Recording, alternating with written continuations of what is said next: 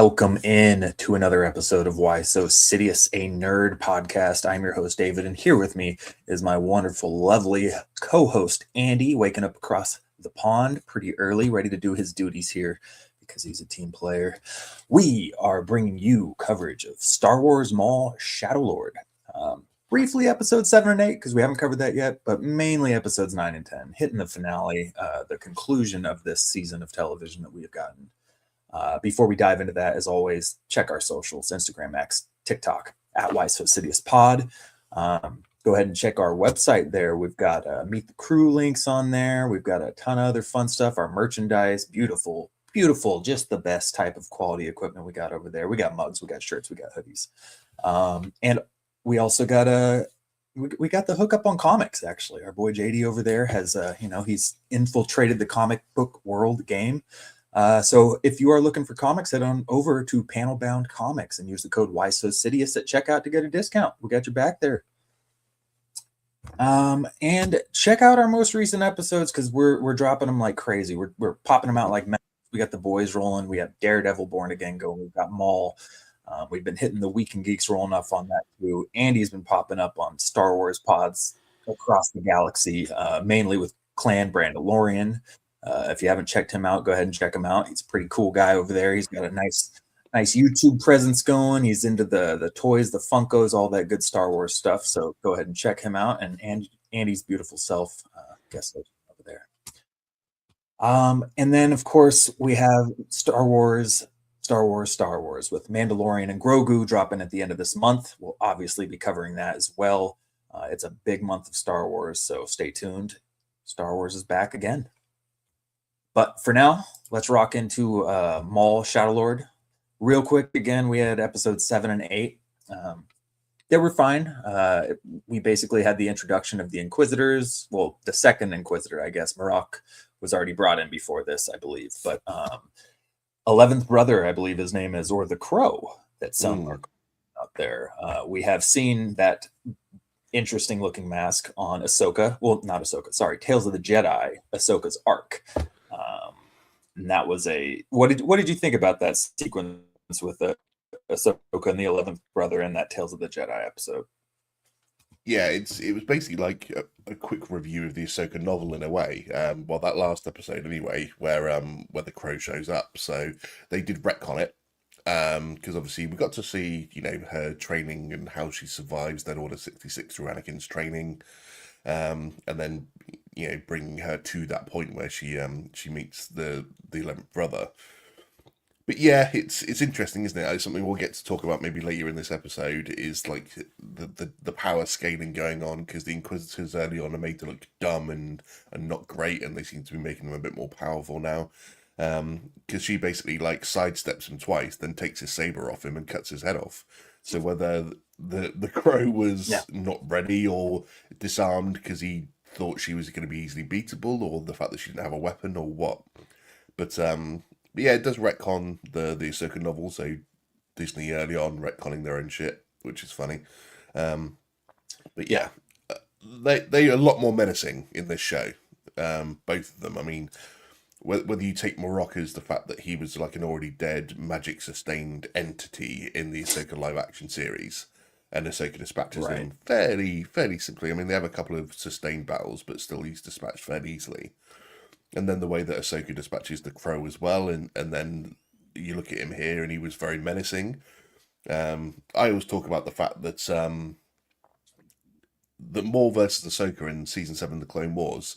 A lot of people say that obviously Maul had the better of her during that battle, and the fact that he even actually had her beat at one point, and he didn't kill her because he was trying to recruit her. But Ahsoka wins eventually overall, just because Maul's concentrating on trying to escape. And then you look at here, the fact that Maul couldn't cope with either of these dudes. And yet Ahsoka bested both of them quite easily. So it's like power scaling is a massive issue in Star Wars at the moment. I want to touch on that a bit more later. But yeah, I think episode 7 was probably the best one we'd had so far before the finale episodes. And obviously the fight between Maul's crew, the Empire as they're trying to escape. And then obviously Maul going up against the two Inquisitors and getting himself damaged. And then in episode 8 as well, when half of episode 8 was rubbish. The first half of it where he's trying to like walk and he's getting all the visions of like Palpatine in his past and Savage Opress and stuff like that. That was quite cool, I thought. So all in all, not bad episodes at all. Yeah. Shout out to Clan I'm with Mandalorian you as on the well, power scale. hovering in the chat. Hey, there he is. I just hopped into his live video like an hour ago. I don't know how I'm drawing a blank on what he was covering. I'm pretty sure it was Star Wars related. He was talking about this. He was talking about the best Star Wars animated show out there. Damn, Andy signs like Vader himself. Well, I think it might be sounds, but I was gonna maybe sings. You could sing like him. I bet you got a voice like Vader. It's 5:30 a.m. in the UK, and I'm ill. That's why I sound like that. Brando just ripping into Andy. It's early, man. Give him a break. It's got that deep, sexy voice. Actually, I think it's really good for the podcast. If anything, I believe the kids call it ASMR. But no, episode 7. Yeah, we'll get into the power scaling as far as the duels go because we obviously get into that more on 9 and 10. But I'm picking up what you're putting down for sure. I'm in the same camp as you, I think. So I'm curious to see what more you have to say on that. But yeah, essentially this episode was Maul escaping with Devin and Riley or whatnot, and then the Inquisitors are chasing him down. We get some cool action, but I will say I agree with you. I love this episode too. So I don't know why I'm going to a complaint immediately, but the Maul leg thing, it got a little annoying. I don't know why we have to wound him. He's already been cut in half. Like he is already kind of handicapped a little bit. I don't know. I just want to see Maul go to town, and now he's fighting this electronic jolt that's messing up, and his mechanical legs are shorting him, and now he can't fight to his full abilities. Like I want to see him whoop some ass. I want to see him show these Inquisitors what's up. And the other thing is we know Marok dies at some point. So I was really, obviously spoilers out here, I was really expecting Maul to kill him like outright in the show. And obviously, he gets shoved off of a cliff, but that doesn't kill people who are Force users most of the time in Star Wars, except for Windu, but he had other injuries. But I don't know. I was hoping to see Maul get a little bit of gnarly, satisfying kill there on one of the Inquisitors at least. So him dealing with the knee thing was a little annoying for me. Yeah, I know what you mean. It's funny that in the show about a particular person, they have to dumb down his fighting ability or make him lose more often than he wins in his own show, which is always amusing to me when they do that to the hero. You have the ability to make the guy a badass. He already is one, so why have him constantly lose in his own show? That kind of thing never makes sense to me. Like, you don't need to do any more character building with Maul because we've got his character built up already across a film and several shows. So we know what the guy's all about. We know that he's more than just fighting ability. He's intelligent, and so you don't need to show either side of that. So then you have to nerf him completely, whilst you've upped the power scale of the Inquisitors to bring that about as well. So yeah, the fact that they don't obviously have an opportunity to fix it as well. So he's like running into these constant battles in these last like 3 or 4 episodes with just a bad knee and a bad hip and stuff. So yeah, I agree. Like we've seen him go through so much. Like he has faced adversity every single damn time we have seen this dude. So I just didn't need it again. I just kind of wanted to see Maul in his show do what Maul does and be a badass. And I know he's not peak Maul because he lost his bottom half of his legs. And we've learned from other mediums, and maybe it's not consistent across the board, but typically when you lose a limb or something like that, you lose a piece of yourself, which kind of disconnects a portion of your connection to the Force. So I don't know. I feel like we don't need to keep handicapping the guy. Let's just see him rock out. But a surprise aspect I did like of this episode is the Knight brothers. They were kind of goofy, like 2 meathead Knight brothers that were rolling with Maul. But one of them sacrificed himself, and all of a sudden I found myself actually invested in the brothers, the Knight brothers that were hanging out with Maul there. So they eventually both met their demise, and I actually kind of felt something when they did. I was a little bummed, so that caught me off guard. And we see the Mandalorian crew and the guys get fed up with Maul not being profitable, so they turn on them and bail, and then they get blown out of the sky immediately. That was funny. That was funny. So some pretty, yeah. Oh, I enjoyed that absolutely, and because he talked trash on his way out to Rook, and then he just gets blasted out of the sky. I was like, yeah, good work, buddy. Yeah, I mean that was most of episode 7. And then episode 8, I mean, we're still continuing this chase. They're going through the city. It kind of blended together because there were so many different chases and interactions with the Inquisitors and Maul is slowly convincing Devin at every little opportunity and pocket he gets to be like, all right, you see, you should probably join me, or you see that? Yeah, lean into your anger. He even got to Daki at one point in a later episode where he's like, we need to be aggressive. Like, this is the only way to win. And even Daki was like, kept walking away. But so I did enjoy that aspect of Maul, especially in the season as a whole. Although the fights are fun too. There's some frustrations though, but I enjoyed his conniving planning, his strategy as he's convincing people to join him, the manipulation he uses, all the dialogue really that Sam Witwer delivered for this show was all very, very satisfying for me. And we got a lot of that in episode 7 and 8. Absolutely. It's funny how eventually it always seems to nag through, doesn't it? That once you got a force, like a dark side user, and he says like, the only way to do it is to do this, and then eventually they always seem to relent whoever he's with into giving in and using the dark side, even if it's just for a little bit. It just always makes me laugh when that happens. To be fair, because I'm like, are they so weak-willed? I've already said I'm a self-proclaimed Sith. Even if I was a Jedi, and then I would be tempted about 11 seconds later, and I'd fall straight away. I just don't have that willpower, to be fair. So, but then, like, you'd think that these people would not give in so easily, and yet they do every single time. They do. It worms its way in there, So, maybe you can't be blamed for that, Andy. You can't be blamed for that. It's an attractive side of the Force, That's why people go to it. Yeah. And then episode 8. Just curious what you thought about this. We get a little ending here, a little tease to one of Andy's favorite, actually, Star Wars movie. This movie got a lot of crap. It got a lot of critics ripping it. The fans didn't like it, but Andy was really the biggest fan I've talked to about it. So we got a tease connection into Solo, a Star Wars story in the last scene of episode 8 with Vario. Andy, how did you feel about that little tease and the name drop of Dryden Voss? I mean, the Dryden Voss connection's fine. I'm sidestepping your comment. Don't worry. I'm gonna keep it real. Yeah, in terms of like, we'd already seen a previous connection to Dryden Voss in the Clone Wars finale, because when he basically more contacts the Shadow Collective leaders and tells them all to go into hiding. So we'd seen a hologram of him before. So it was nice to see that sort of maybe connection, because we know obviously that there's a long-standing connection between Crimson Dawn and Maul, as we get from Solo. So good to see that pop up. We'll talk a little bit more about Dryden Voss from episode 9 and 10, because I've got some things to say about that, to be fair. Okay. Well, do you have anything else as far as episode 8 goes you want to dive into? I mean, it was just like the visions that Maul has. I talked to Brandon Lauren about this, and the fact that what I was surprised about is how much they focused on like the Palpatine side of this. So he's obviously really damaged, and he's trying to get back to Rookcast and the other Mandos.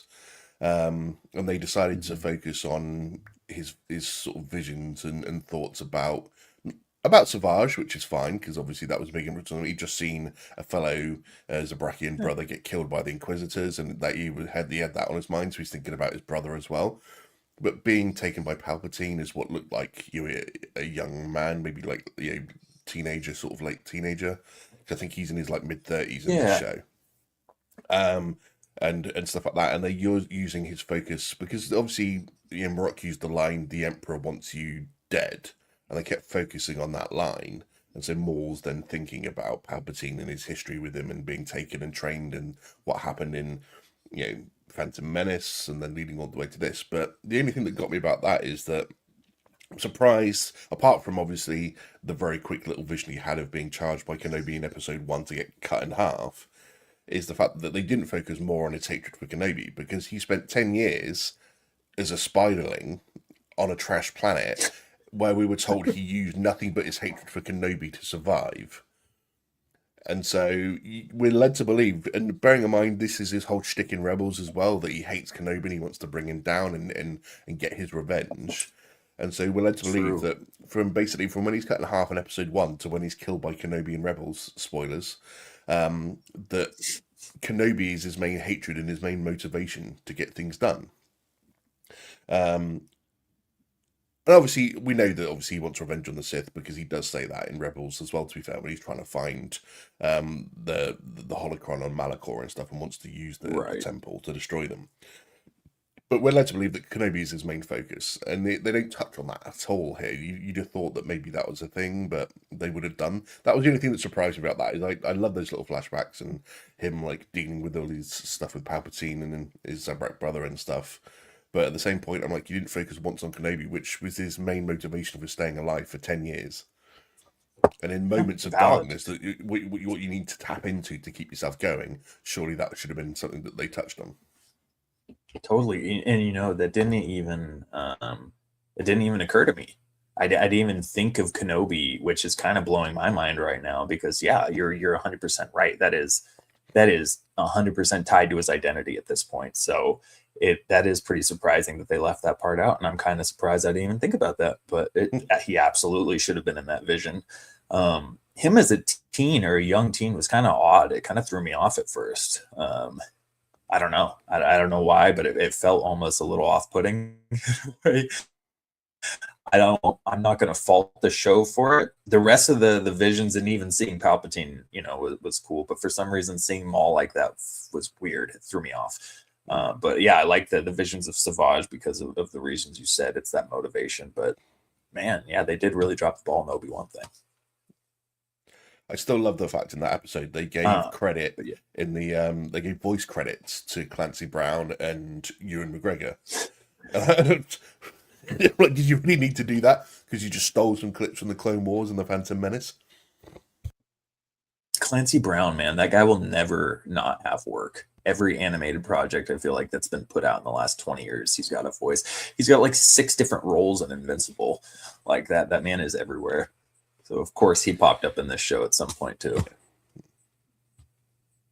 Yeah, last thing about this episode, Maul is kind of, the knees going out, the Inquisitors are pinning him down, and he uses the old pull down the entire ceiling and foundation of everything that we are in and crush everything and escape. He uses this a couple times in the last few episodes, but it does show that he's got that force strength still rocking, despite his bad knee. An interesting thing, though, isn't it, in the fact that we were told previously, and I don't know where the new era of Disney Star Wars kind of lands on this, but we were always told that, especially with someone like Anakin, that if you lose a limb or something like that, you do lose midichlorian, so therefore you do lose a bit of strength in the Force. So we were always told that the reason Vader can never use Force lightning wasn't just because his suit was designed to be susceptible to such a thing. So if he used Force lightning, it would harm him. It was the fact that he lost 4 limbs, lost midichlorians, and therefore lost the ability to access certain abilities through the Force. Maul lost half his body. Therefore, his power in the Force should be diminished, but we were shown in the Clone Wars that that's not the case. Obviously, Rebels and obviously now we're shown that it doesn't seem to have mattered too much, whether it's different for a proper dark side user and the fact that their anger and stuff gives them strength and their emotion gives them strength, therefore they can compensate. So maybe it's different for a Jedi than a Sith, I'm not really sure. But it just seems that like maybe they've changed the rules a little bit on that. With Maul's return to compensate for the fact that they still needed him to have a certain amount of strength. Right. Well, and my thought on that too, because I was thinking that earlier when I was bringing that up, is that maybe it has sapped his strength, and we wouldn't have seen an even higher peak Maul power there. Yeah, lost midichlorians and still fire Clan Brando. Exactly. So it's like if he didn't lose that bottom half and we got to see Maul at this point, would he just be going off and be like another beast? And imagine Vader. We get Anakin. who didn't lose all of his libs and turns into Vader. That would be terrifying. And he's not in a suit that's torturing him the whole time. I don't know how you stop him, but to be fair, I don't know how you stop Vader. Because nobody could stop him either. So yeah, I don't know. Full powered Anakin would be a scary thing. Let's rock into the last two episodes. The May 4th drops. The reason we're really here, if we're being honest here. I thought it was real quick. Were you satisfied at the end of these two episodes here? Like, was this finale drop? Did it hit the chords for you? For the most part, yes. There's always going to be a couple of little bits, and it again comes down to some things, the minor things, I suppose. I have been stating every single week up until, and before the series even started, up until this week's episodes, that I did not want to see Vader in this show. I thought it would spoil things. I didn't think it would be particularly needed. I dropped this bomb on Clan earlier, so I'm happy to do it on our show as well. I was wrong. Vader was great. So sick. So it was amazing to see him show up in here. So I don't want to get too ahead of ourselves into it, because I know we want to sort of build up towards the end of 6. There's some good stuff to chat about in episode 9 before the ending. But overall, yes, this was both satisfying and slightly less so, because again, like, maybe Maul gets his ass whooped a little bit. But he gets what he wants out of it at the end, which is to escape the planet, and he gets his apprentice.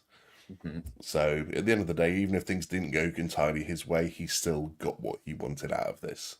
And sets up, obviously, season 2 predictably. In my opinion, it sets it up, but it's still been set up to hit, and possibly even still more interactions between Maul and Vader potentially.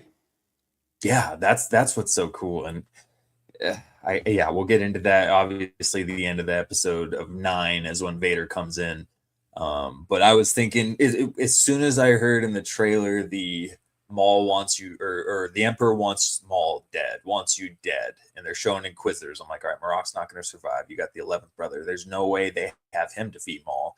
So does that mean they're bringing Vader into this? And to me, I know it is the thing of Vader's brought into everything, but for me, this one worked better for a lot of reasons. And that's because it was a very sensible story for him to show up in. It didn't feel shoehorned to me. It didn't, he's the leader of the Inquisitorius, and the Inquisitors are tracking down Maul, and Emperor Palpatine seems to have a very top priority in mind, which is Maul can't survive. Kill Maul, he needs to die. So it makes total sense that if the Inquisitors are struggling to kill Maul, of course the leader of the Inquisitorius is going to be called into this. So we always have this complaints about, it's the classic thing in New York with a Marvel movie or something. Well, where's the Avengers? Why wouldn't anybody else show up if something this big was happening? Well, we got it because Vader showed up because they needed this to happen, and the Inquisitors weren't making it happen. So we'll get into his appearance there, but I'm with you. I did not mind the Vader appearance at all. I thought it was used very well. I had complaints for sure for the last two episodes here, but overall I was very satisfied when the credits rolled. I enjoyed it a lot. So episode 9 kicks off. Like I said, we had the Dryden Voss reveal, and essentially Dryden Voss wants Maul for personal reasons, because of course, why would he help anybody in a situation unless it was going to benefit himself? So he sends in himself and his squad to go extract Maul, and I doubt he had Riley and everybody else in mind, but he wants Maul, so he's going to bring whoever he can. He says, I don't want to mess with the Empire. I don't want any interaction with them. He quickly gives up on that one because you didn't really have a choice if you want Maul here. The Empire is here, and it's getting pretty messy. So as they're coming down, the two... before I get into that, Dryden Voss, he's brought into it. What are your thoughts on Dryden Voss's appearance in this episode? The first thing I said as soon as he started talking was, why have they not bothered to make him sound like he does in Solo? Why did they give him an American accent when he didn't have an American accent in Solo? Why have they made no effort to make him sound anything like Paul Bettany? You've got a plethora of voice actors out there. I mean, to be fair, Paul Bettany's been filming Avengers. You could literally pop over there and go, just record like 5 lines for us, can you? Like, you're on the Disney payroll, fucking do it already. Yeah. Like, that's all you needed to do. It didn't need to be anything else. Like, okay, it's a couple of extra quid, 100 quid onto your Avengers payroll. Just drop these lines for us in your trailer, will you?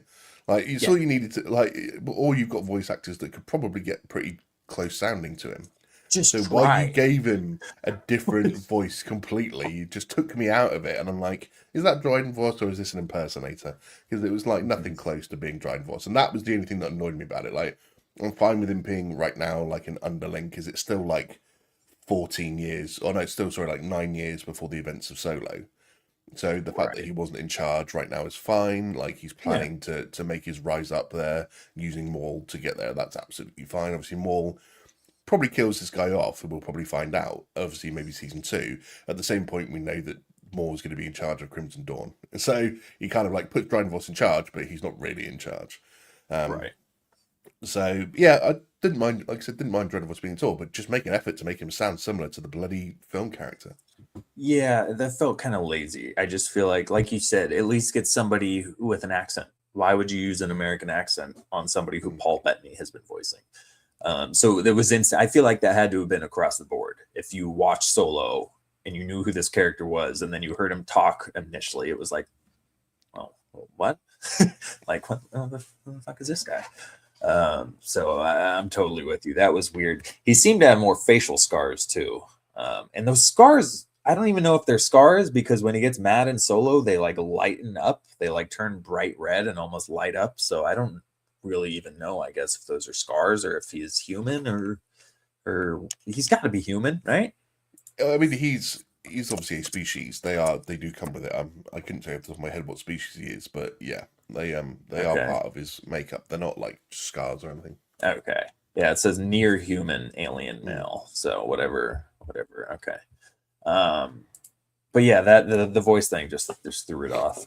His appearance was cool, like you said, it made sense with the whole Solo thing. He comes in to kind of swoop in and save them as they're escaping the Inquisitors.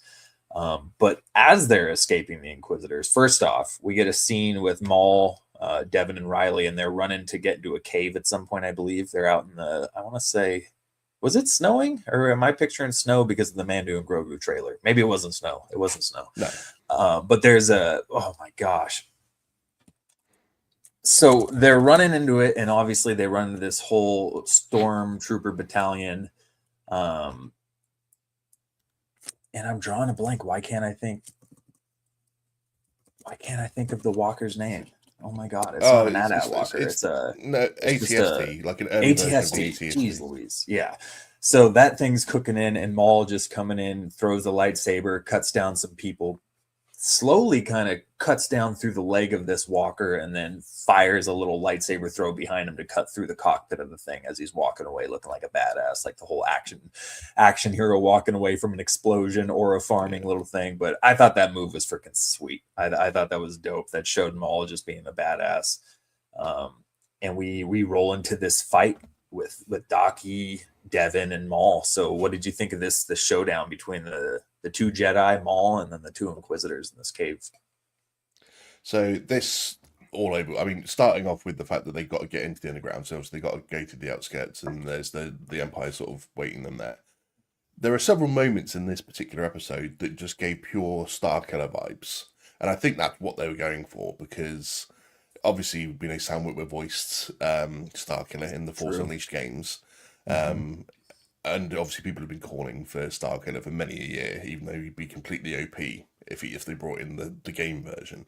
But to me, they definitely gave us some Starkiller moments in this. Just I think is like a little nod to it. So him taking down the ATST was pure Starkiller from the game because it's very similar to what he does when he just cuts through the legs and cuts up through the middle of it to take him down. So that to me was there. And then there's a moment as well where I'll obviously cycle back to the start of the fight, but when Maul eventually escapes the Inquisitors and jumps over the acid lake, when he lands with his two lightsabers sort of inverted behind him, that was Yes, pure Star Killer pose as well. That was absolutely. pure.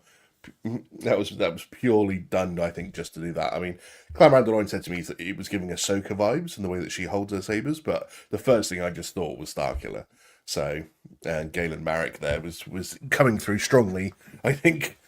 Yep. But yeah, this whole fight, I thought was great because there was so much going on. they're trying to get across the acid lake. They're using like Spybot, who I said this on Climb Around Alone because it cracks us up at home every time we've seen him throughout the show. But he is the best little Decepticon you could ever wish to have by your side. He's He is. pretty sick. He would be like next to Megatron, giving all the little sassy quips and everything. So he's perfect little bot. But yeah, the fact that they're obviously trying to get across on this little skiff, and then Daki just senses that the Inquisitors are coming, and you're like, is it the Inquisitors? Is it like an animal that's down there, like a little beast or something? And like Daki doesn't say anything when Maul questions him as to what he can sense or whatever. He just lights up his saber to get ready. And Yeah. then what really surprised me about this exact moment is that normally in this moment, like the bad guys slowly walk out into the vision of everyone. They stop, they monologue for a minute or two, and then they start a fight. The Crow and Marek didn't even bother with that. They just pelted out there and went straight for them, and I was surprised. I was like, damn, they're not lacking. They sped into there and just went for it. Like, we're not here to chat, we're here to end things. And Totally. that was scary, to be fair. So and then obviously, like, how many times have we had a battle where we've seen 5 lightsaber wielders going at it? It's quite rare. So Yeah. this was really good. My only complaint was maybe they did it a bit. The speed they were getting at was maybe too quick to follow at times, because whenever I watch fights, I generally lock in on the sabers because that's what you Mhm. need to track to see the movements. Obviously, you're seeing everything, but I'm tracking the sabers and where they're going. And here, Right. it was almost too quick to track them because they just turn into a blur. And Hmm. that's probably realistic in the fact that Force users do tend to fight at speed. It's true. We've seen many a times where, in the novels, for example, they talked about how fast they were, and it's been slowed down for our visual enjoyment. Right. So, like Mace Windu versus Palpatine, it's said in the novel that when Anakin shows up, it's like a blur. He can only follow it because he's obviously a strong Force user, but to the naked eye, it would be an absolute blur. And Kenobi Maul in Episode 1 is supposed to have been a blur as well. So all these, and obviously Anakin Obi-Wan, like they actually Right. had to slow down their fight for the movie because they thought when they actually did the fight, the actors themselves did it so quick that they actually had to slow it down. Right. So no surprise that it's maybe it's very quick and athletic and going around everywhere, but I think visually they maybe needed to slow it down a touch for us to follow it a little bit better. That was maybe my only complaint about that. Yeah. I Um, mean, like Clone Wars with Ahsoka and Maul, and obviously that's different because they had live action stand-ins doing mocap. mm, But that's really enjoyable because you can really appreciate every move, every little foot motion, pivot, counter, everything that goes on in that duel. You're following it. And that was one of the issues for mine of Clone Wars earlier episodes when you would have Maul facing Obi-Wan with Savage and everything. A lot of the times it was very, very kind of quick, almost kind of just hard to track it. A lot of mm, stuff going on at once, but it was still very entertaining. And I made a comment about the lightsabers at the start of the season where I thought they were too thin and they were close to Rebels. It either they change or I've gotten used to it or I don't know what it is, but I like them a lot more than the first episode or two, especially the Jedi. They brought back the little point. There's always been this little digital effect on the lightsabers in the Clone Wars where they have this almost sword point at the end of the lightsabers. And they kind of had that in Revenge of the Sith in the movies too. Not as dramatic as Clone Wars, but it still had that point. And they've taken that away in the sequel movies. They're all rounded at the end. They are in the Mando movie or show too. And it's a very small thing, but I thought the little point thing was cool. And they brought them back for the Jedi sabers in this fight here. The visual, it was just beautiful, like you said, seeing so many blades bouncing back and forth, the blue and the red. And I think one of my favorite parts was Maul's interaction with Master Daki. I know we know differently at the end of all this. Maul had ulterior motives, and he possibly had a game plan at the end of this the entire time that he had in mind. But in episode 9, it felt like there was a respect there. Like you said, when Daki sensed it, Maul didn't question it. He was like, okay, it's game time. It felt like he showed Daki respect in a lot of their interactions in this episode, and I really thought that was cool because I like Master Daki as a character. I don't know what your take on him was, but I enjoyed his character. I thought he was very cliche boring. To be fair, he was Okay, like fair. the standard stock Jedi Master that you get. Yeah. With a rogue Padawan, he's always trying to calm her and get her back to the path. But He was a stock standard Jedi Master for me. There was nothing special about him. Yeah, that's But fair. yeah, I understand what you mean. Maul definitely showed maybe a bit more respect to the fact that he knows that he needs him for the time being. I think is Right. more his way of going about it. He does. He is. He does say he is a Jedi. I think it was a previous episode. He goes, he is a Jedi Master, so he does Mhm. deserve some respect for what he can do and what he knows. And Yeah. obviously, Maul sort of shows that. But I think it's still just like he's going to be using him as an end to a means, as we Right. do see. I mean, there was one point in this battle that was really good, and I wish they'd focused on it for just a couple seconds more. But there was this moment when they're all obviously fighting close together, and then there's that scene when all five lock sabers, Yes. and then they move on, and it lasted for less than a second, and you blink and you miss it almost in a way. And I've seen several screenshots of it since, and it's a badass moment when somehow all five managed to be interlocked in the way that they're blocking each other. Yeah. Um, and it was proper good little moment, and I just wish they'd focused on it, or had them hold the stance for a couple more seconds, just so you Right. can get that visual properly before it then moves on to another bit of the fight. So, Yeah. um, credit I where mean, credit's due. Obviously, like we said, like five lightsaber wielders going at each other at once is an unusual thing for us to see in Star Wars. And so I just wanted that moment to last just a touch longer before they moved on. yeah, they could have pulled, take a page out of Invincible's book. Sometimes you can lean into the dramatic freeze frame or little slow motion lock of a crazy impact. I know that's not the style of the show, but Well, I mean, Invincible Zack and Snyder's not directing, is he? So, well, you don't got to do slow motion. That's all I'm saying. But Invincible gives that little anime freeze frame shot sometimes of some crazy encounters or impacts of something, and sometimes they use a little too much, but sometimes it's pretty damn epic, and that would have been a pretty cool little moment to use that there. But I love that, and I had a favorite shot in this fight, and it was Maul throws his lightsaber at these stormtroopers coming in, and we follow the lightsaber. The camera follows the lightsaber as it cuts through all three of them, and then it comes back and returns in time to deflect Marok's attack while Maul's hitting him, and then the camera continues from that point to the fight between Devin and Daki and the 11th brother. And I know it's animation, but it was still like a one shot following the saber going through the fight. I thought it was a beautiful little 10-second sequence there that I just, it put me into the fight a lot. So I was immersed in this fight. It was solid for me. yeah, I don't know why they don't take the opportunity in animated stuff to do, like, say, a continuous one-shot Daredevil style Yeah, more. it looks Like, dope. because you have the opportunity to make it look awesome. You don't have to worry about having to do multiple takes because somebody messed up or anything like that. You can just do one long continuous shot without it cutting to then something else. And they just don't do that often enough, I think. It's something they could take advantage of. But Yeah, totally yeah, agree. as this fight progressed, obviously, we're just waiting for a way to see the guys escape. We lose Icarus, which was, he went out badass style as well. The Zabrekian Mhm. brother, in the fact that, like, he's getting shot up and you think that's it, he's just going to drop to the ground. And then he just throws some knives into stormtrooper helmets, tackles some other guys to take them out before finally tackling some guys and sacrificing himself into the acid pit. That was, what a way to go, to be fair. It was awesome. Yeah, that really stepped him up in my book watch. I think that was another big reason why I was like, all right, those characters were actually kind of cool. I like those guys. So unfortunately, they're both dead.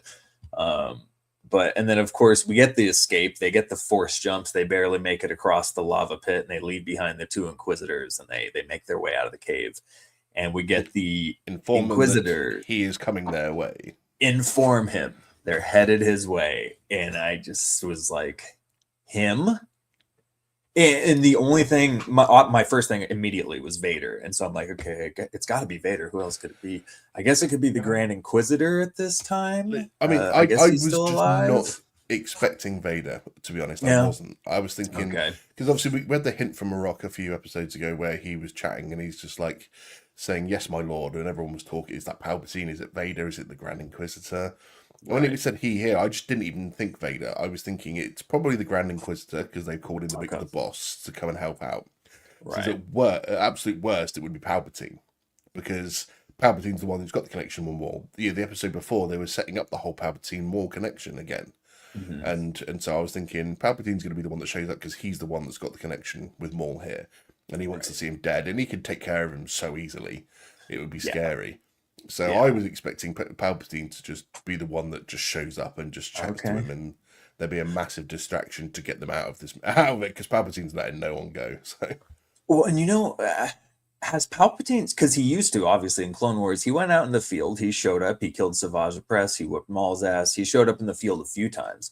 Has he showed up in the field since he got disfigured by Mace? I don't think he no, showed up anywhere since then, really. I mean, not intentionally. There's been a couple of moments where he's been out in the field doing stuff, but it was unintentional, like the Oh, Lord of the Sith Lord of the novel. Sith. Yep. Yeah. Obviously that's because Good call. they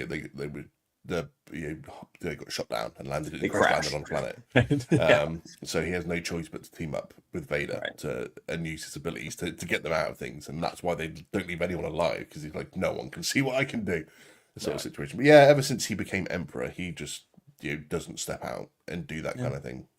Yes, it makes sense. I thought maybe Maul would be the exception. But that would make sense. It's a personal vendetta deal there. I thought only two things that would make Palpatine step out like that, which would be Maul or Yoda. Right. Well, he already stepped out from Maul before too, so yeah. Why wouldn't he do it again to finish it finally? Because he used him last time, and now he's like, all right, I'm not using him anymore. This dude needs to die. But no, it was Darth Vader, and the reveal was pretty damn cool as Rook takes off into the forest, into the mist. We see her come back after some people die, I believe, and she's on the ground, and it looks like a monster, a tentacle or something grabs her foot and pulls her back into the mist, and you're like, oh, there's something big out there. And then you hear it,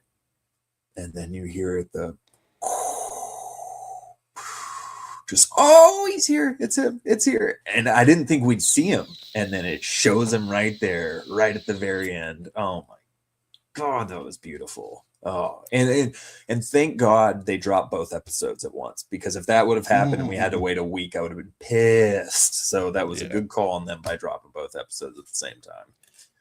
Yeah, absolutely. I mean, I wasn't convinced for a while that Rookcast was actually dead, simply because the old trope of, especially nowadays, or it has been for the last few decades, that if you don't see someone die on screen, they're not dead. But Vanessa Marshall, who does the voice for Rookcast, she did an interview in the last couple of days where she basically said the animated team came to her and said, "How would you want to die?" And she turned around and goes, she needs to be killed by Darth Vader using the Force to rip her lungs out through her mouth. That's how she wanted to go. So the fact that she is then force pulled into the mist, and you just hear, "Oh!" So maybe it happened. She got her wish. Maybe we just didn't get to see it. And Clan Brando in the chat, it was pure insanity. It absolutely was. Man, Vader just has a way of showing up at the end of projects and absolutely stealing the show. Just incredible. And thankfully, we got him for a longer piece of time than we did in Rogue One when he showed up. So episode 9 is really very Vader centric. We had him a lot more than I expected. I thought he'd only show up for a little bit. We got him the whole episode, and we got the horror Vader. We got the same Vader we meet in, if you've played the game Star Wars Jedi Fallen Order, where you're Cal and you clearly have no chance. So all you can do is run away. And Vader is terrifyingly chasing you down hallways. And that's what he was doing in this. They're fighting, they're running away, and there's a point where Maul's walking and Vader punches through the bricks and just starts attacking Maul. Like, he was a terrifying figure in this episode. But one of my favorite portions of it was Maul talking to Devin as they're walking after they encountered him the first time and they barely survive. And he's telling him, what does he say? He says, we must fight with aggression. If I'm correct, it's the only way to defeat him. And he says he knows how the Jedi fight. And so you're thinking, okay, does Maul know this is Anakin, or does he have an inkling? He says to Ahsoka, he says he knows Anakin Skywalker is the key. He is what Palpatine has been planning for. He's the key to Palpatine's plan here. And now he's getting this vibe. He says, if I'm correct, this is the only way to defeat him. He knows the Jedi way. I have to feel like he's got an inkling of him. His theory is this is Anakin. Other than that, he's got a theory. He's saying, if I am correct. So he thinks it's somebody. And Darth Vader knows Maul after Clone Wars, so it's interesting the dynamic here. What do you think? I don't think he knows it's Anakin at all for two reasons. I mean, first of all, because let's just start off at the start of this episode, because obviously they engage in fight, and Vader easily bats away three people with lightsabers coming at him. Technically, you could say it's 4 blades because Maul's using a double-bladed saber. Yeah. So the fact that he's just batting away four sabers at once is unreal. He's toying with them this whole time because we know Vader's different to Anakin. Vader likes to let people go in for a bit so he can assess things. He likes to just sit back and go, okay, let's just see what your power's really like, what I need to do here, knowing that he's never really in any sort of danger. That's just unbelievable. That's he just bats him away with such ease. It's unreal. It's beautiful. But during that first fight as well, Maul says to Vader, he's like, you are no Inquisitor. Because you could easily mistake if you didn't know who any of these characters were, if you're watching Star Wars for the first time. Because you've seen Marok, you've seen what the Crow looks like, and then you see Vader show up, and you're like, these are all the same. It's another dude in black. Of things. Yeah. And it's just unbelievable to think that he could just be another Inquisitor, but Maul says, you're no Inquisitor. And then they fight a bit more, and he's like, who are you? So he doesn't know that the Vader's Anakin here at this moment. Initially. He's never seen Vader before. He's Right. never seen him. He doesn't know.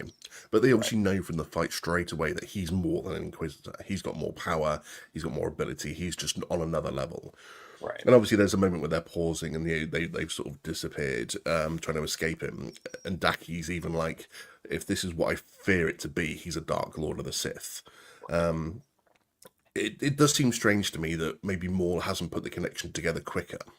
Because as you said, in Clone Wars, he's had visions of Anakin being the key, and he knows that he's being groomed to be Palpatine's replacement.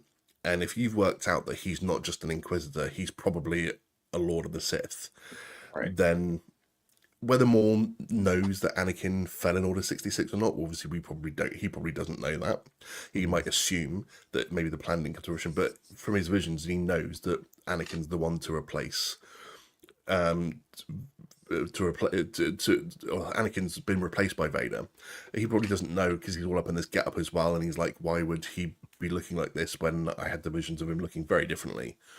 So I thought he might make the connection quicker because we're made to believe that Maul's quite intelligent and he's not an idiot. So I'm surprised that he maybe didn't put this together, but I don't think he still really does know that Vader is. He probably eventually works it out, but I don't think at this moment in time he doesn't have a clue who this dude is. He's just a more powerful dude that's shown up and looks nothing like the visions of Anakin he had a year before. Right. And I agree with that on the front end. He for sure had no idea who he was. But yeah, after Daki says he's a Lord of the Sith, it zooms in on Maul's kind of facial reaction to him saying that.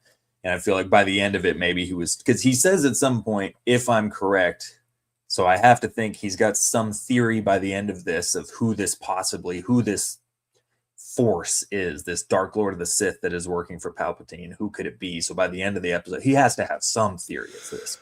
But I'm probably going to disagree on that, just for the fact that I think through Maul's knowledge of how Sith fight and the fact that they use emotion, they use aggression, they use anger more than Jedi would, that he's like 3 people using anger and aggression against one person that's using it will probably overpower them. So he's probably just going, if he is a Lord of the Sith, and my assumption is correct about that, then we need to use aggression and power and anger to overcome him, because that's the only way to do it. Being a defensive Jedi in this moment is not going to save you with someone that's that powerful. That was how I was thinking of it anyway. Yeah, no, and that could be, and I liked again that line. That seemed to be the only time he almost maybe was getting to Master Daki. He kept saying, no, we can't do this, blah blah blah, and he kept saying, we have to use aggression, and he walks off and it freeze frames on Daki a little bit, and his eyes narrow a little, and he just goes, almost like maybe I don't know. It seemed like all right, maybe he's getting to Maul, he's getting to Daki, and maybe Master Daki is slightly lowering his defenses down with Maul here, because we even get to the point later where he's fighting Vader, and he tells Maul, which was so sad. He goes, "If we stick together, we can take him." Shortly after, you don't know what you're up Maul against, bails on him. Yeah, so It was. He doesn't I just don't bail know, on him. it was. Because obviously, like you got like Maul and Daki going Oh, against you're Vader. right. Obviously Devon's going up against the Crow because Morok's already been thrown off the ledge at that point, and like Right. Maul stood in between the two fights, and he's thinking, where do I put my stock in this one? He's like, I want Devon, and the only way to do that really is to get rid of Daki. And I called this early on that this would happen, but he doesn't just bail on Daki; he force pushes He him force into pushed him. Vader. I forgot about that. And he's like, what the hell? And Vader's like, oh, okay, thanks. Yep. Um, Yep. That was sad. And so it's felt bad. and obviously we get Daki's demise here, don't we? So because he's basically like doing his little cute jumps, almost like trying to be Yoda-esque in a way or whatever. And obviously he gets that lucky shot off his shoulder, which always seems to be the way someone gets a lucky clip off Vader's shoulder before Vader goes, okay, I've had enough of this. Right. And then he just uses his overpowering ability and power to just smash the crap out of him until he's been overpowered. And then the only thing that surprised me here was that we didn't get the physical shot of Vader first stabbing him, because it cuts to Devon, who realizes what's about to happen. She looks out over the ledge, and it cuts back to them when we see that Daki's been stabbed. Yeah. And so obviously it goes Devon. This is the moment that she falls. So, and Maul basically gets what he wants, and it makes it even funnier in the fact that like she's like, I'm going to kill all of them, and she like goes up against the Crow again, and while she gets an upper hand for a second, the Crow's still got the advantage on her. He's still like the more technically better. And obviously Maul limps up to the fight between the two of them and then starts jumping and twirling off the wall and stuff. And I'm like, did your leg all of a sudden get better? Like you've got a massive hole in your hip that Vader gave you as well. How are you jumping and springing off the wall like that? Like, come on, dude. Let's balance the scales. What's going on here? And that's another reason that was annoying. Yeah, it was just let him do that. Just, I don't know. I get Vader wounding him, but yeah, all of a sudden he was just, no, we got Maul back now. I guess the glitch is fixed for 6 seconds. I don't know. But as usual, Vader just aura farms this entire episode. Because from holding off 3 lightsaber users easily at the start, and then he's just dismissing them left, right, and center. The 3 of them try and force push him back at the same time, and he moves back about 6-7 foot before disappearing into the mist and hiding from them. And he force pushes one of them and he sends them flying across the room. Just the difference was unreal. Like you said, that moment when he punches through the wall to get to Maul was brilliant because I just wasn't expecting it, and it's just like, holy crap. It's like so horror-esque in a way.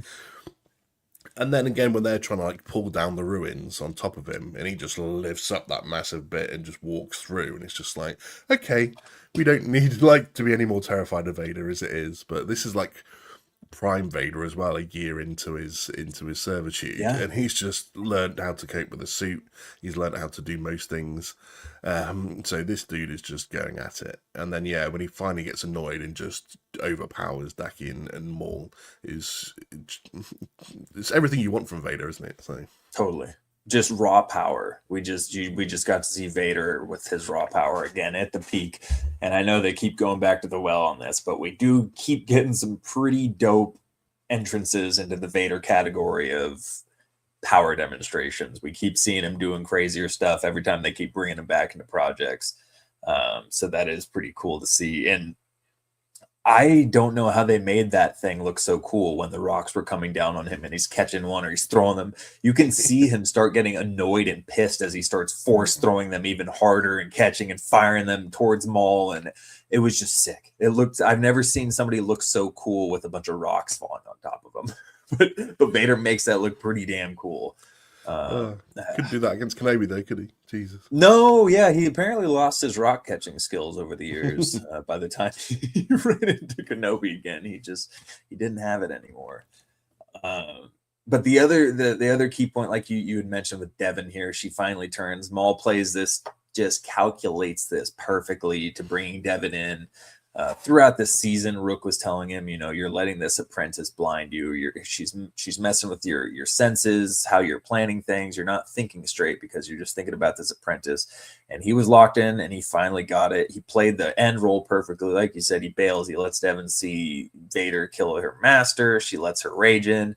And then he perfectly timing breaks his saber in half and fires half of the red saber to Devon for her to catch and ignite her red saber. And we got a hint of that in episode 1 or 2 when she took the saber from Maul and we saw her ignite the red saber. And that was in the trailer. And I was like, oh, that's a bummer. That red saber she lit up was just that. It was just her stealing Maul's saber. Nope. We got the full one. We got the official pissed off Devon leaning into her rage, catching the red saber and just going hard against the Crow. Like you said, still didn't beat him. The Crow was a savage in this show. I got to say, he was pretty freaking competent. They made him. But that was just perfect for me. And then at the very end, Devon, she goes, I'm ready. She tells Maul she's ready. She's ready to train. She's ready to be his apprentice.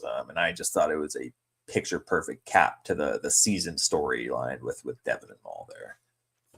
If only these idiots knew that you can't go up against Vader and Palpatine. It doesn't matter who's going to train you. No.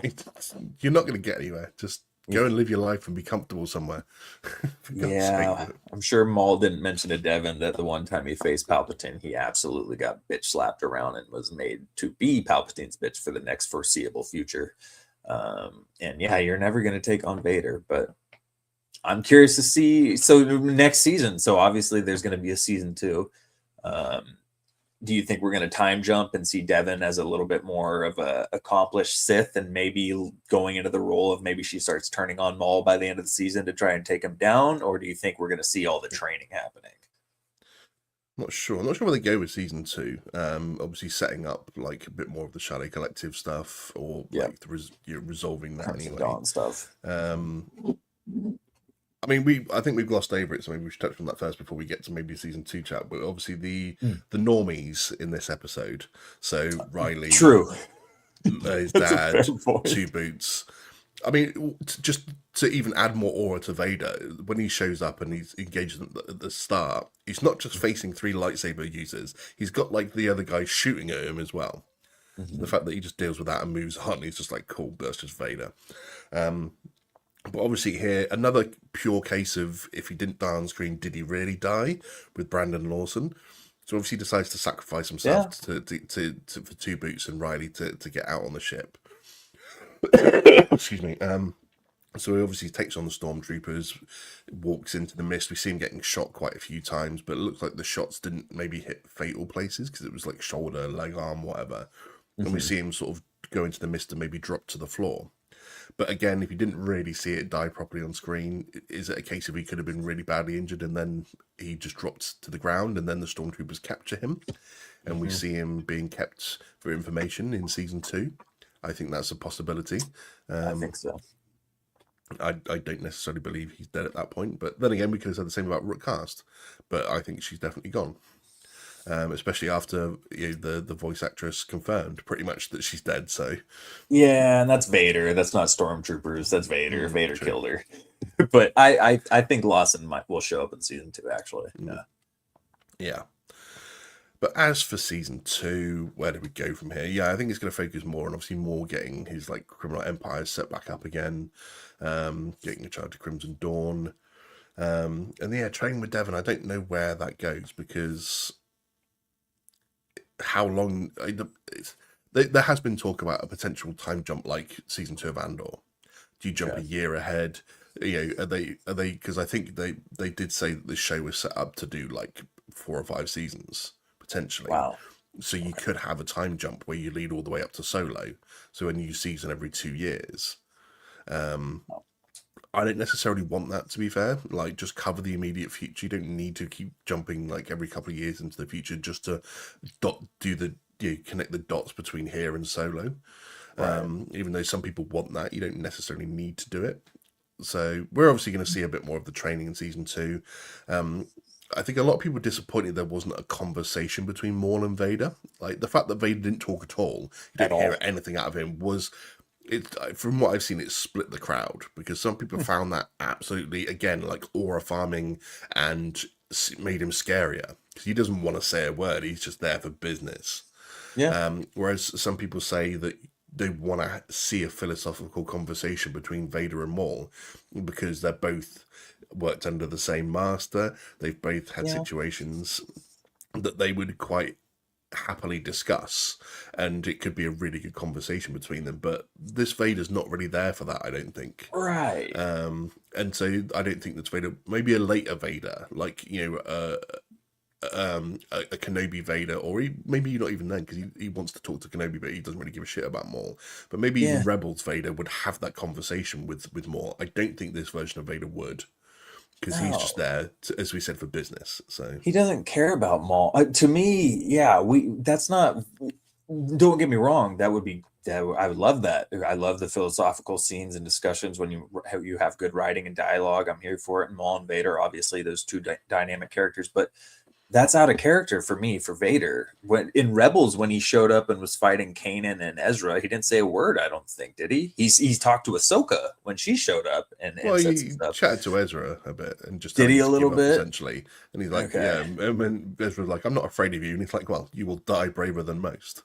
That's So he has right. Okay. He a did have little a chat with him, couple but couple hard not a proper lines chat. there. No. Yeah, and like you said, this is year one Vader, and this is Maul, who he doesn't think anything of. And if anything, Anakin remembers Maul from Clone Wars stuff and hates him anyways. So he probably has no interest in talking to Maul by any means. So I was Yeah. good with him not This is the speaking. dude that killed the guy that saved him from slavery. So Yeah, he's got every reason to want to kill him. So yeah, I get that it could be an interesting conversation, but and I think that maybe if that does happen, it would be in season 2, because okay, you've got to think that all of these dudes, like the Marok, the Crow, and Vader, probably show up again in season 2 at some right, point. I'd even love to see a conversation, but again, Palpatine and Maul, just because I think maybe we want that closure between the two of them. yeah, And for them to get over that situation and wrap that up. So I think it would be good, even if it was just like a holographic like bit where right, like Palpatine just appears, like gives Inquisitor like a communication device and just appears as a hologram chatting to Maul, and he's like, I'm done with this now. He's like, go away and die, sort of situation. right, But yeah, the Devon one's interesting because like she's obviously going to get trained. To what extent and whether Maul does it properly or not, yeah, we don't know. So it's an interesting one. I'm not really sure where they're going to go season 2, apart from obviously clearing the path for him for the criminal underworld. Apart from that, I'm not right. really sure where they go with Devon in this season, because they're not really going to beat the Inquisitorius as a whole. They're not going to beat Vader or Palpatine, as we know. So it's like, where do you go with their story now? How long do you give Devon before they kill her off? Right. Yeah, I think they'll probably bring Marok back, and I would imagine they'll actually kill him this time because he has to die at some point. When by the time we see him in Ahsoka, he's some Night Sister conjunct. Mm. I don't even know what he is. He's green gas that they revived into his armor. So he's fair game. Get a dope kill, out of him. Let's see that happen instead of just being pushed into the mist. But yeah, I don't know what they're gonna do either. But I have to imagine they're still, yeah, the Inquisitors are gonna have to be involved because I don't know. I don't know that you can have as successful of a season as this one with Maul and just the crime underworld with no Inquisitor lightsaber action going on or anything like with the Sith or anything like that. I don't think you can just have a Maul crime lord underground crime organization show and hit it off like this season did. So the Inquisitors are going to have to be involved.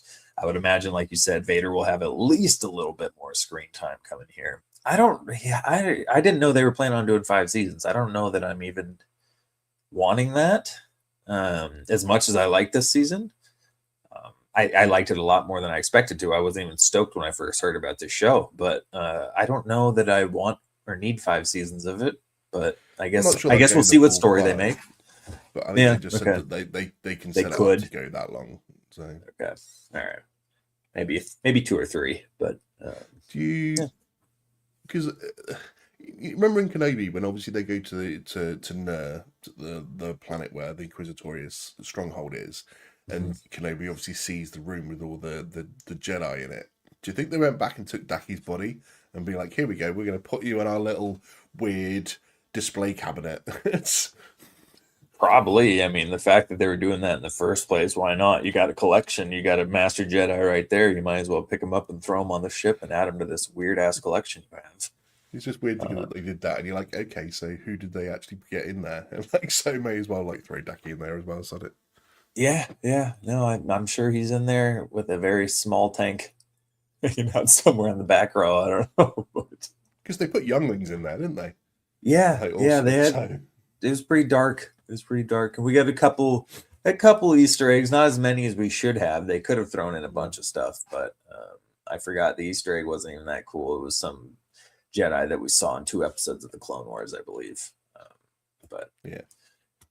yeah, so that I mean that was Shadow Lord. That was Maul Shadow Lord, season 1. So Andy, we're at the end of it here. From the time you heard of the show and your excitement leaning into it, did it meet expectations for you? I was one of the people that maybe questioned whether we needed this show or not, because like I'm not going to go on my Filoni rant again, but it just Filoni can't letting go of things. Therefore, did we really need this? Like my opinion was that of Solo. Like, who asked for this? Did we really need it? Um, so my excitement maybe wasn't full going into it, but I think the trailer gets you a bit more hyped up. You're then like, yeah, I'm ready for this once it starts. It's Star Wars, I'm always going to be there for it. Um, I don't think it disappointed. There were some slow bits, like I think there's been a bit too much glazing in terms of how good the show really has been, because it like some people saying that some of the episodes were the best Star Wars TV episodes we've ever had is a big fat lie, because that's not true. This being Yeah. rated as the best Star Wars show out of all of them in terms of its ratings online is unbelievable. Yeah. So this is not the best show Star Wars has ever done. It turned out to be really good, but mostly because Maul lost rather than winning was what made it good. Sorry, one sec. Sorry, just dying over here. It's fine. Um, I think with the fact that sometimes it's funny because it's not always the main character that makes the show great. So sometimes you have the cameos from other people. Like these last 2 episodes would not have been as good if it wasn't for the Inquisitors and Vader. Totally. So you kind of have to take it into account of like, was this show good because of Maul, or was it good because of the side characters that emphasized and raised Maul up? Um, and I'm not sure the side characters in this and the Inquisitors and Vader raised Maul up to a higher level. They made the show higher themselves by their appearances and their actions in it. So in terms of like, was this a good show for Maul? In part, yes. In part, no. I still rate it highly. Everyone knows I'm quite harsh on my ratings. I give it sort of like low eights, like 8.2 maybe Yeah. overall. Okay. Because there were some dragging bits and here's some bits where I wanted them to move the story along a bit quicker and they didn't. But all in all, you can't be disappointed when you've had lightsaber fights, you've had Inquisitors, you've had Vader. So Yeah. Totally. I have been seeing that. I didn't know it was officially the highest rated, although I did see Rotten Tomatoes had like 100% score when it first came out, the first couple episodes and whatnot. But Rotten Tomatoes is Rotten Tomatoes. But I have been seeing the hype online as far as it being the best show ever. And everybody likes their own Star Wars, and especially for somebody who's a big Maul fan, I could see why this would be pretty freaking sweet. And it was. It was. I'm exactly there with you. I wasn't excited at all, even though Maul's been one of my favorite characters since I was a kid. I had a couple buddies be like, "Dude, you hear about the Maul show? Like, you stoked?" I'm like, not really. I'm kind of not. I don't think I really care much, but I'll check it out. So it passed my expectations for sure. I'd probably rate it, yeah, between a 7.9 and an 8.1, somewhere in there, just to avoid giving it a flat A because I don't believe in flat scores. But yeah, even a 7.9, that's good for me. I've been getting a little bit more strict with my rating scale. I've been trying to be more strict with it. I've been pretty lenient on movies, especially when I go back and look through some of my readings and see some of the eights that I have. It's like, those aren't eights. So I've been getting a little bit more strict. But yeah, a high 7, maybe a low 8. It's not the best even animated Star Wars project for me. I don't know that, and I said this on Clan Brando's video earlier. I don't think anything can surpass Clone Wars Season 7 Last Arc for me as far as an animated project goes. The last 4 episodes of Season 7 it just felt different. It just felt different than any other animated projects as far as Star Wars goes. As a whole, Clone Wars is great. It's got a ton of filler, and I don't know if it's better than Rebels or not. But I will say Shadow Lord has a great start. It's got great potential if it keeps up like this. But as of now, I don't. It's probably top 3 animated shows for me. Maybe I don't even know if it's top 3. I mean, it's hard to base something after one season, Right. especially when there's a bigger story to be told, Right. overall through several seasons. So everyone glazing this thing, it's the best animated show. It's not the best Star Wars show. It's not the best animated show. I still think Clone Wars as a whole is still above it because Mhm. the fact that it has a long time to tell stories and it Mhm. has 7 seasons. I I obviously see why people say the last 4 episodes of Clone Wars is like the best. I think I still have my issues with it because I think they focus far too much on Ahsoka rather than it's Mhm. then enter the Clone Wars as a whole and you focus on one situation. You don't even Yeah. really see anything else going on the entire time. And again, that was just Dave Filoni masturbating all over Ahsoka because he just like, oh, let me do this. Inappropriate. Um, yeah, maybe sorry for someone that age. Yeah. Um, um, Poor you know Ahsoka. what I meant. Um, Rebel, is still above this show right now. For me as well. A lot of people love Bad Batch, but I think maybe this surpasses Bad Batch in 3 seasons already. For me, for sure.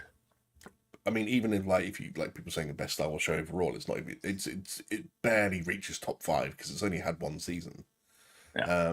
You can make a case for it immediately that it could be like somewhere in that sort of maybe pushing top 5, but it certainly is not above Clone Wars or Rebels. It's not above Andor. No. So it's not even close to being the best show yet. And anyone that says it is an idiot. And I will go on the record. I will make a clip out of this and put it online. If you rate this immediately as the best Star Wars show out of everything we've already had, you are an idiot. You need to examine your life, and you need to go and see Vader.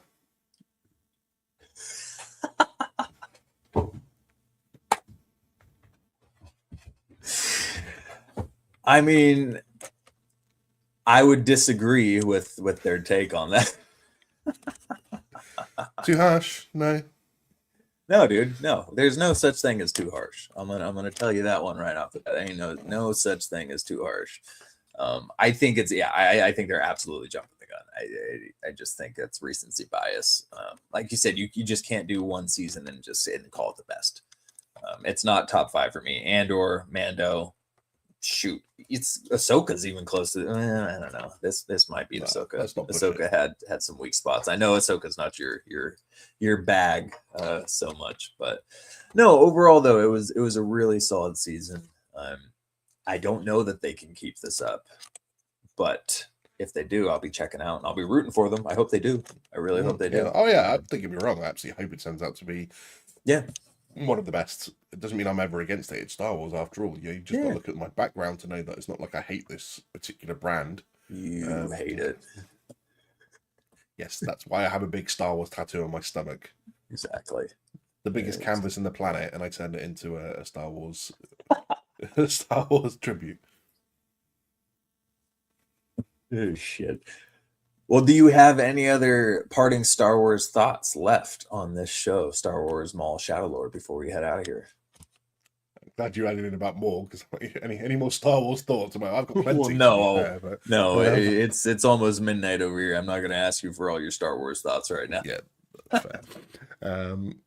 No, just yeah, let's just go where season 2 goes. We've got to sit back, we've got to ride that wave and just see where it takes us. I'm not really sure where they're going to go. There'll be plenty of theories. I'm not here to make theories. I just want to watch it and then I'll talk about it afterwards. So I'll let the idiots out there come up with all their theories and let them be proved wrong because my theories never turn out to be right. So I've stopped making them. So I just want to see where it goes and hope that it does get better. Like you said, I'm not sure where they're going to go and if they can make a story that's better without like the Inquisitors and Vader and Palpatine being involved. I'm not convinced that you can make Maul's story better without having them involved. So let's just see where it goes and hope it's really really good and is worthy of some of the praise it's actually been getting. Yeah, I'm with you there. I hope it is. I hope they continue this. Again, I don't know that they can, but I sure hope they do. So all around, I would say it's a success. So thank you for joining us to discuss the success of a Star Wars show. Star Wars needs to continue to get wins. It needs to win in theaters this month. Mando and Grogu need to have a solid outing because we need a positive reaction to a Star Wars movie. It's been a very long time, and we need this. Please, please, please, we need this. Please let it be good. Let Star Wars keep rolling. So thank you for joining us. Before you head out of here, of course, go check us out on our socials. I already said this, but some people have a short attention span these days. So if you tuned in late, or you just forgot from what I said earlier, Instagram, X, TikTok at Why So Sidious Pod. We got our merch store on our website there. We got the comic book codes over at the place that I forgot, Panel Bound Comics. Code Why So Sidious at checkout. And of course, we've got all the content, man. We're dropping a bunch of videos. Love's going viral on TikTok about our Punisher take. We have the boys coverage out viral here. for report in the news. Report the news a year late. Yeah, I know. It's 15-month-old news, but hey, people are slow on TikTok as well. It's fine. You know what? Well done, lab. Well done, lab. It's a beautiful thing. It's a beautiful thing. But yeah, we've got all of our Maul Shadow Lord coverage. If you're listening to this, you've probably already listened to it. So go ahead and check out our Daredevil and Boys coverage. We're May the 4th episode. Both of those up. Yep. We've got our very special May the 4th episode that Andy and Lub delivered to us. We got plenty of Star Wars content out there, really. And then, Daredevil finale just dropped, so go ahead and watch that, and then check out our coverage that'll be coming soon. The Boys season 5 is wrapping up, so we'll be covering that, and that finale coming up soon. And if you've been tuning into our Road to Secret Wars, we're getting close to Avengers Doomsday, close 7 months, and we are continuing that Road to Secret Wars for that comic coverage with Jonathan Hickman's story. So JD and I dropped that, I believe, last month, and we'll be continuing that road as well. Thank you very much for joining us. And tune in next time at Why So Sidious, a nerd podcast.